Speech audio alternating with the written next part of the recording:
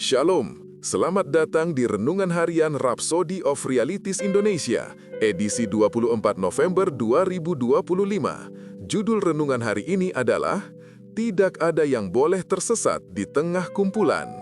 Ayat Alkitab pembukaan kita terdapat dalam Matius 13 ayat 45 sampai 46 yang berbunyi, demikian pula hal kerajaan sorga itu seumpama seorang pedagang yang mencari mutiara yang indah.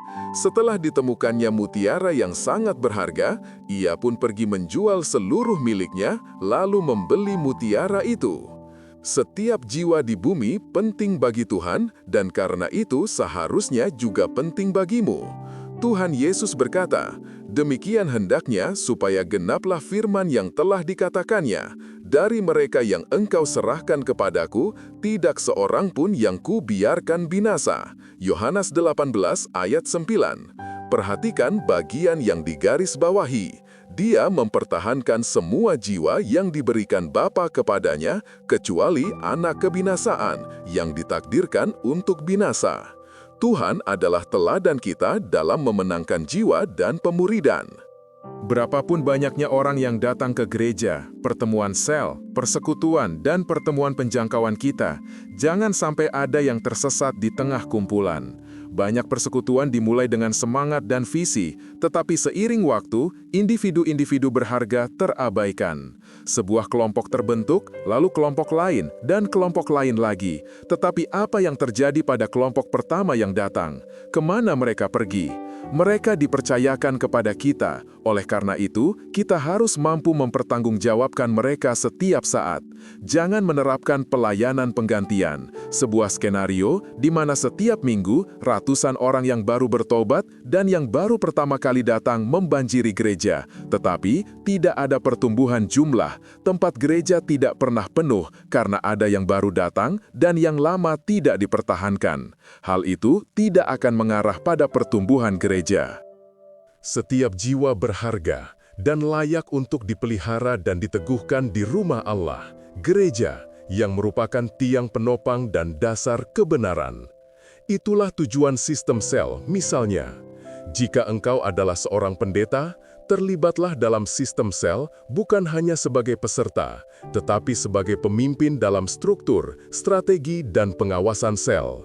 Ketahui lokasi pertemuan sel, kunjungi mereka, tindaklanjuti pekerjaan mereka, tunjukkan minat pada masing-masing anggota. Jangan melihat kumpulan, lihatlah orang-orangnya. Selalu tinjau pekerjaan pemimpin sel untuk membantu mereka berkembang. Cari tahu bagaimana mereka menangani anggotanya. Hadirlah, terlibatlah, dan penuh perhatian. Kenali anggotamu, doakan mereka, tindaklanjuti mereka, dan bantu mereka bertumbuh.